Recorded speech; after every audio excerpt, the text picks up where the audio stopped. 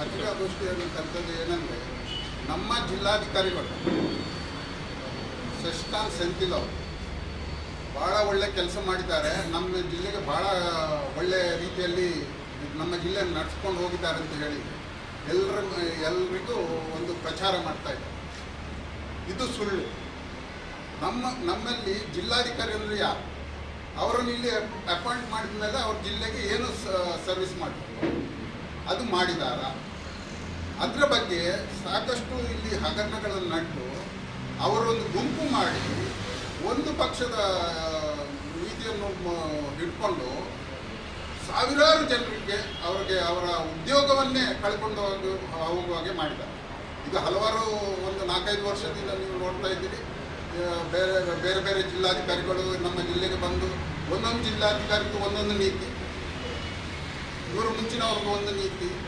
ಶಿವರಿಗೆ ಇಬ್ರಾಹಿಂ ಅವರೊಂದು 400 ಜನರಿಗೆ ಇದು PB ಎಲ್ಲ ಕೊಟ್ಟು ಮತ್ತೆ ಬಂದ ಜಿಲ್ಲಾಧಿಕಾರಿ ಅದನ್ನು 285 ಮಾಡಿದರು. ಇವರು ಬಂದು ಇನ್ನೂ ಚಿಕ್ಕದು ಮಾಡಿಕೊಂಡು ಅವ್ರಿಗೆ ಬೇಕಾದವ್ರಿಗೆ ಒಂದು ಆಗುವಾಗೆ ಒಂದು ಗ್ರೂಪ್ ಮಾಡಿಕೊಂಡು 96 ಜನರಿಗೆ ಮಾಡಿ 3,000 ಇದ್ದ ಮರಳನ್ನು 10-12,000 ಅಂತ ಮಾಡಿದ್ರು. ಈಗ ಒಂದು ಪಬ್ಲಿಕ್ ಸರ್ವೆಂಟ್ ಆದ ಪಬ್ಲಿಕ್ಕಿಗೆ ಉಪಕಾರವಾಗಿ ಕೆಲಸ ಆಗಬೇಕಲ್ಲ ಹೊರತು ಇಡೀ ನಮ್ಮ ಜಿಲ್ಲೆ ಈಗ ನೀವು ನೋಡ್ತಾ ಇದ್ದೀರಿ, ಕಳೆದ 3 ವರ್ಷದಿಂದ ಬಹಳಷ್ಟು ಮರಳಿಗೋಸ್ಕರ ಕೆಲವು ಮೇಸ್ಟ್ರುಗಳು ಸುಸೈಡು ಮಾಡಿದ ಇನ್ಸಿಡೆಂಟ್ಸ್ ಇದೆ. ಕೆಲಸ ಇಲ್ಲ. ಹಾಗೆ ಮನೆ ಕಟ್ಟುವವರು ಪಾಪದವರು ಯಾವ ಮನೆ ಕಟ್ಟಬೇಕಾದ್ರೂ 3,000ಕ್ಕಿಂತ ಮರಳು 12-15 ಆಗಿದೆ. ಇದನ್ನು ಎಷ್ಟು ನಾವು ಅವರಿಗೆ ಮನವಿ ಕೊಟ್ಟರು ಅದಕ್ಕೆ ಸ್ಪಂದಿಸದೆ ನಮ್ಮ ಶಾಸಕರನ್ನು ಇವರನ್ನೆಲ್ಲ ಸ್ವಲ್ಪ ತಪ್ಪು ಮಾಹಿತಿ ಕೊಟ್ಟು ಗುಂಬ್ರಾ ಮಾಡಿ ಅದನ್ನು ಒಂದು ರೀತಿಯಲ್ಲಿ ಕೊಂಡೋಗಿ ಈಗ ಆ್ಯಪ್ ಮಾಡಿದ್ವಿ. ಈ ಆ್ಯಪ್ ಬಗ್ಗೆ ಹೇಳಬೇಕಾದ್ರೆ ನಾವೆಲ್ಲ ಯೋಚಿಸಿದ್ದು ಆ್ಯಪಲ್ಲಿ ನಮಗೆ ಇದು ಬರ್ತದೆ ಅಂತ ನಾವು ಲಾರಿ ಮಾಲೀಕರು ಇದನ್ನು ವೆಲ್ಕಮ್ ಮಾಡಿದರು. ಶುರುವಿಗೆ ಈ ಆ್ಯಪಲ್ಲಿ ನಾವು ಬುಕ್ ಮಾಡಿದಾಗ ನಮಗೆ ಮರಳು ಸಿಗ್ತಿತ್ತು ಒಂದು 3-4 ದಿವಸ ಅಷ್ಟೇ. ಓನ್ಲಿ ಫಾರ್ 3-4 ಡೇಸ್ ಕರೆಕ್ಟಾಗಿ ಸಿಕ್ತು. ಈಗ ಇಲ್ಲಿ ನಮ್ಮ ಅಧ್ಯಕ್ಷರಿದ್ದಾರೆ, ಗೌರವಾಧ್ಯಕ್ಷರು, ಅವರು ಬುಕ್ ಮಾಡೋದು ಕ್ಯಾನ್ಸಲ್ ಮಾಡಿ ಒಂದು ತಿಂಗಳಿಗೆ 3 ಲೋಡು ಸಿಗ್ತಾರೆ. ಅಂದರೆ ಅದರಲ್ಲಿ ಒಂದು ಗ್ರೂಪ್ ಅವರೇ ಅದನ್ನು ಮ್ಯಾನೇಜ್ ಮಾಡೋದು. ಈಗ ಎಲ್ರಿಗೂ ಆ್ಯಪ್ ಅಂತ ಇದೆ. ಈಗ ನೀವು ಇಲ್ಲಿಂದಲೇ ಚೆಕ್ ಮಾಡ್ಬೋದು ಬೇಕಾದರೆ. ಈಗ ನೀವು ಬುಕ್ ಮಾಡಿದ್ರು ನಿಮಗೆ ಈಗ ಮರಳು ಸಿಕ್ಕಲ್ಲ, ಅವರದೇ ಆದ ಒಂದು ಕ್ಲಿಕ್ಕಿಗೆ ಮಾತ್ರ ಸಿಗುತ್ತೆ. ಅದು ಈಗಲೂ ನಿರಂತರವಾಗಿ ಒಂದು ಪರ್ಮಿಟಲ್ಲಿ 3 ಇದು ಮರಳು ಲೋಡು ಹೋಗ್ತಾ ಇದೆ. ಇದರ ಬಗ್ಗೆ ನಾವು ಮೊನ್ನೆ ಇವರಿಗೆ ಜಿಲ್ಲಾಧಿಕಾರಿಗೆ ಹಾಗೂ ಇದು ಗಣಿ ಇಲಾಖೆಗೂ ACP ಅವ್ರಿಗೂ ಇದು ಕಂಪ್ಲೇಂಟ್ ಕೊಟ್ಟೆವು. ಅವರನ್ನೆಲ್ಲ ಕರೆದು ಒಂದು ಮೀಟಿಂಗ್ ಮಾಡಿ ಇನ್ನು ನಮ್ಮನ್ನು ಜಂಟಿ ಮೀಟಿಂಗ್ ಮಾಡ್ತೀವಿ ಅಂತ ಹೇಳಿದ್ರು. ಆದರೂ ನಿಂತಿಲ್ಲ. ಸೊ ಇದೆಲ್ಲ ಒಂದು ಕಣ್ಣಿಗೆ ಮಣ್ಣು ಹಾಕುವ, ಜನರಿಗೆ ಇದು ಹಾಕುವಾಗ ಒಂದೊಂದು ಸ್ಟೇಟ್ಮೆಂಟ್ ಕೊಡುವುದು ಮಾಧ್ಯಮದಲ್ಲಿ, ಏನೋ ಎಲ್ಲ ಸರಿಯಾಯಿತು ಅಂತ ಹೇಳಿ ಯಾವ ವ್ಯವಸ್ಥೆನೂ ಸರಿಯಾಗಿಲ್ಲ. ಈಗ ಇದು 5-6 ವರ್ಷದಿಂದ ಹೆಚ್ಚು ಕಮ್ಮಿ 6 ವರ್ಷ 2 ಜಿಲ್ಲಾಧಿಕಾರಿಯಿಂದ ನಮ್ಮ ವ್ಯವಸ್ಥೆ ಬಹಳ ಕೆಟ್ಟೋಗಿದೆ. ಆದ್ದರಿಂದ ಮತ್ತು ಇನ್ನೊಂದು ಶಶಿ ಹಿತ್ಲಲ್ಲಿ ಒಂದು ಟೆಂಡರ್ ಕರೆದು ಶಶಿ ಹಿತ್ಲಲ್ಲಿ ಒಂದು 10,000 ಟನ್ ಮೆಟ್ರಿಕ್ ಟನ್ ಮರಳು ಡ್ರೆಜ್ ಮಾಡಿದ್ದು ಮೇಲೆ ಹಾಕಿದ್ದು ಉಳಿದಿದ್ದು. ಅದು 2 ವರ್ಷದಿಂದ ಅಲ್ಲಿ ಬಿದ್ದಿತ್ತು. ಸಡನ್ ಆಗಿ ಒಂದು ದಿವಸ 16ಕ್ಕೆ ಟೆಂಡರ್ ನೋಟಿಫಿಕೇಶನ್, 16ಕ್ಕೆ ಭಾನುವಾರ ಟೆಂಡರ್ ನೋಟಿಫಿಕೇಶನ್ ಪೇಪರಲ್ಲಿ ಬಂತು. 17ಕ್ಕೆ ಫೈನಲೈಸ್ ಆಗಿದೆ. ಹಾಂ, 17 ಅದು ಮಾಹಿತಿ ಇದೆ ನಿಮ್ಮಲ್ಲಿ, ಮಾಹಿತಿ ಸಬ್ಮಿಟೆಡ್ ಡಾಕ್ಯುಮೆಂಟ್. ಅದರಲ್ಲಿ ಪ್ಲೀಸ್ ಗೋ ಥ್ರೂ ಇಟ್. ನಾವು ಪ್ರತಿಯೊಂದು ಈಗ ಏನೇನು ಅವ್ರದ್ದು ಅವ್ಯವಹಾರ ನಾವು ಹೇಳ್ತೀವಿ ಅದಕ್ಕೆ ಬೇಕಾದ ದಾಖಲೆಗಳನ್ನು ನಿಮಗೆ ಕೊಟ್ಟಿದ್ದೀವಿ, ಅದನ್ನು ನೋಡ್ಬೋದು. ಇನ್ನು ತುಂಬೆಯಲ್ಲಿ ಡ್ರೆಜ್ಜಿಂಗ್ ಅಂತ ಹೇಳಿದ್ವಿ. ನಾವು ಅವ್ರಿಗೆ ರಿಕ್ವೆಸ್ಟ್ ಮಾಡಿದ್ದೇವೆ, ನೀವು ಮರಳು ತೆಗೆಯುವುದಾದರೆ ನಮಗೆ ಪಾಪದವ್ರಿಗೆ, ಕೆಲಸ ಇಲ್ಲದವ್ರಿಗೆ, ಮರಳು ಯಾರಿಗೆ ನೀವು TP ಕೊಟ್ಟಿಲ್ಲ ಅವರಿಗೆ ಕೊಟ್ಟು ಅವರ ಹೊಟ್ಟೆಪಾಡು ಅವರ ವೃತ್ತಿಯನ್ನು ಇದು ಮಾಡಿ ಅಂತ ಹೇಳಿದರೆ, ಇಲ್ಲ ಅದು ನಾವು ಡ್ರೆಜ್ಜಿಂಗ್ ಮಾಡೋದು. ಡ್ರೆಜ್ಜಿಂಗ್ ಅಂತ ಹೇಳಿ ಡಿಲ್ಲಿ ಕಂಪನಿಗೆ ಡ್ರೆಜ್ಜಿಂಗ್ ಆಯಿತು ಅಂತ ಪೇಪರ್ ಸ್ಟೇಟ್ಮೆಂಟ್ ಕೊಟ್ಟಿದ್ದಾರೆ DC, ಅದನ್ನು ನಿಮಗೆ ಕೊಟ್ಟಿದ್ದೇವೆ. ಅವರೇ ಏನು ಮಾಡಿದರು, ಟೆಂಡರಲ್ಲಿ ವೆರಿ ಕ್ಲಿಯರ್ಲಿ ಇದೆ ಪ್ರೀ ಕ್ವಾಲಿಫಿಕೇಶನ್, ಮುಂಚಿತವಾಗಿ 2 ಬಿಟ್ ಇದು ಟೆಂಡರ್, ಪ್ರೀ ಕ್ವಾಲಿಫಿಕೇಶನ್ ಮತ್ತು ಅದು ಟೆಕ್ನಿಕಲ್ ಬಿಟ್ ಮತ್ತು ಫಿನಾನ್ಷಿಯಲ್ ಬಿಟ್.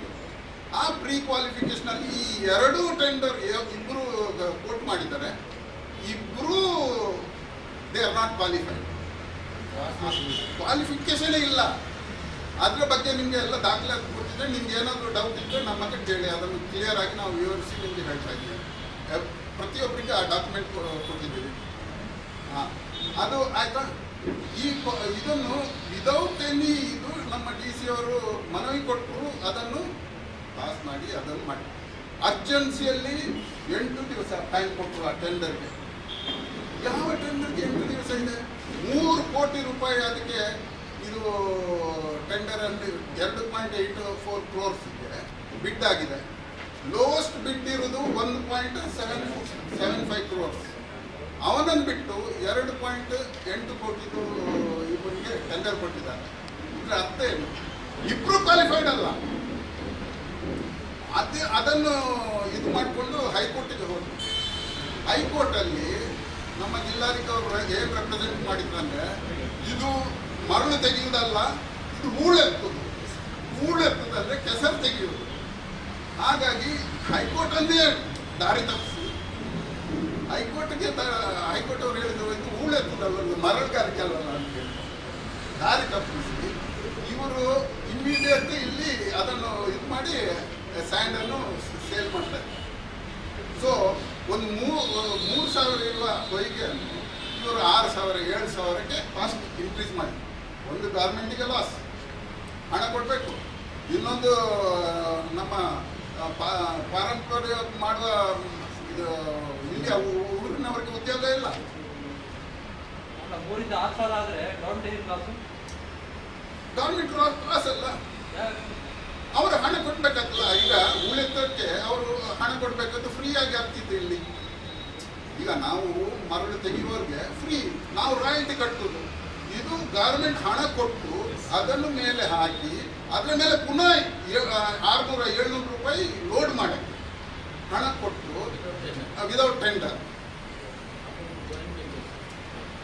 ಮತ್ತೆ ಇದರಲ್ಲಿ ವೆರಿ ಕ್ಲಿಯರ್ ಆಗಿದೆ ಜಾಯಿಂಟ್ ವೆಂಚರ್ ಮಾಡಲಿಕ್ಕಿಲ್ಲ ಅಂತ ಹೇಳಿ. ಜಾಯಿಂಟ್ ವೆಂಚರ್ ಇದು ಇಲ್ಲ. ಇವರು ರೆಫರೆನ್ಸ್ ಕೊಟ್ಟದ್ದು, ಈಗ ನಾನೊಬ್ಬ ಕಾಂಟ್ರಾಕ್ಟರ್, ನನಗೆ ಒಂದು ಪ್ರೀ ಕ್ವಾಲಿಫಿಕೇಶನ್, ನಾನು ಹೋಗಿ 2 ಕೋಟಿದು ಕೆಲಸ ಮಾಡಿ, ಫಾರ್ ಎಕ್ಸಾಂಪಲ್ ಕೆಲಸ ಮಾಡಿರಬೇಕು, ಒಂದು 3 ವರ್ಷ 5 ವರ್ಷದಲ್ಲಿ 2 ವರ್ಷ ಆದರೂ ಮಿನಿಮಮ್ ಮಾಡಿರಬೇಕು. ಅದಲ್ಲದೆ ನಾನು ಆ ಸಿಮಿಲರ್ ಕೆಲಸವನ್ನು ಮಿನಿಮಮ್ 40,000 ಮಾಡಿರಬೇಕು ಈ ಟೈಮಲ್ಲಿ, ಸಿಮಿಲರ್ ವರ್ಕ್ ಡ್ರೆಡ್ಜಿಂಗ್. ಅದು ಬಿಟ್ಟು ಕಾರ್ಪೊರೇಷನ್ ಇದು ಒಂದು ಕಾಂಟ್ರಾಕ್ಟರ್ಗೆ ಕೊಟ್ಟಿದ್ದಾರೆ. ಅವನು ಡ್ರೆಡ್ಜಿಂಗೂ ಮಾಡಿಲ್ಲ, ಅವನೇನೋ ರೋಡ್ ಕೆಲಸ, ಡ್ರೈನ್ ಕೆಲಸ, ಇಲ್ಲಂದ್ರೆ ಇದು ಬಿಲ್ಡಿಂಗ್ ಕೆಲಸ ಮಾಡಿದವನಿಗೆ ಡ್ರೆಡ್ಜಿಂಗ್ ಕೊಟ್ಟಿದ್ದಾರೆ. ಅವನೇನು ಏನೋ ಒರಿಸದ ಒಂದು ಏನೋ ಮಾಡಿದಾನಂತ ಆ ಸರ್ಟಿಫಿಕೇಟ್ ಇಟ್ಟಿದ್ದಾನೆ. ಅದು ಇದರಲ್ಲಿ ಬಾಹಿರ ಇದೆ, ಟೆಂಡರಲ್ಲಿ ಕ್ಲಿಯರ್ ಆಗಿ ಹೇಳಿದ್ದಾರೆ. ಅದನ್ನು ಬಿಟ್ಟು ಅವನಿಗೆ ಫೈನಲೈಸ್ ಮಾಡಿ 1.75 ಲಕ್ಷ, 1,75,00,000 ಲೋಸ್ಟ್ ಬಿಟ್ಟು 2.84 ಕ್ರೋರ್ಸ್ ಹೈಯೆಸ್ಟ್ ಬಿಟ್ಟು ಕೊಡ್ತಾರೆ. ಇದು ಈಗ ನಿಮ್ಗೆ ಅರ್ಥ ಆಗುತ್ತೆ, ಇದು ಯಾರ ಹಣ ಹೋಗುದು? ಇದೆಲ್ಲ ಪಬ್ಲಿಕ್ ಮನಿ. ಅವ್ರು ಗೌರ್ಮೆಂಟ್ ಕೊಡುತ್ತೆ, ಅವ್ರಿಗೆ ಪೇಮೆಂಟ್ ಎಲ್ಲಿಂದ? ಪಬ್ಲಿಕ್ ಹಣ ಅಲ್ವಾ? ಸೊ ಹೀಗಾಗಿ the cost of and is gone up. Next ಇದು ಇಲ್ಲಿ ಈಗ ಅದರಲ್ಲಿ ಮೆಷಿನರಿ ಇವರು 50% ಓನ್ ಇರಬೇಕು ಅಂತ ಇದೆ. 2 ಟೆಂಡರ್ ಹತ್ರ ಒಂದು ಮೆಷಿನರಿನೂ ಇಲ್ಲ, ಡ್ರೆಡ್ಜಿಂಗ್ ಮೆಷಿನೇ ಇಲ್ಲ.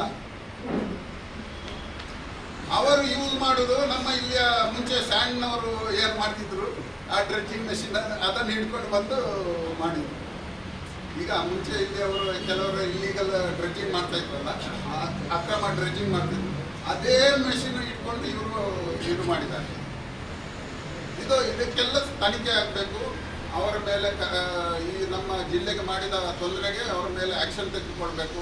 ಅವ್ರಿಗೆ ಏನು ಇದು ಇನ್ನೊಂದು ಎಕ್ಸಾಂಪಲ್ ಜಿ ಪಿ ಎಸ್ಸಿಗೆ ಟೆಂಡರ್ ಕಟ್ಟಿ, ಕಾನೂನಲ್ಲಿ ಜಿ ಪಿ ಎಸ್ಸಿಗೆ ಟೆಂಡರ್ ಕರಿಬೇಕಂತ ಇಲ್ಲ, ಕರಿಬೇಕಾಗಿ ಅದರಲ್ಲಿ ಕಾನೂನಲ್ಲೇ ಇಲ್ಲ.